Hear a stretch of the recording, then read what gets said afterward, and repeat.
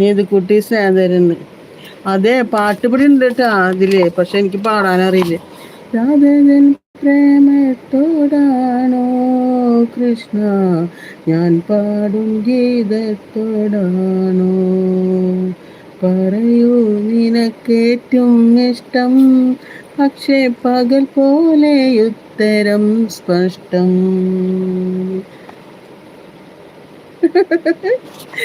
അതാ പറയണത്. രാധകൻ പ്രേമത്തോടാണോ കൃഷ്ണ ഞാൻ പാടും ഗീതത്തോടാണോ? പറയൂ നിനക്കേറ്റവും ഇഷ്ടം, പക്ഷേ പകൽ പോലെ ഉത്തരം സ്പഷ്ടം.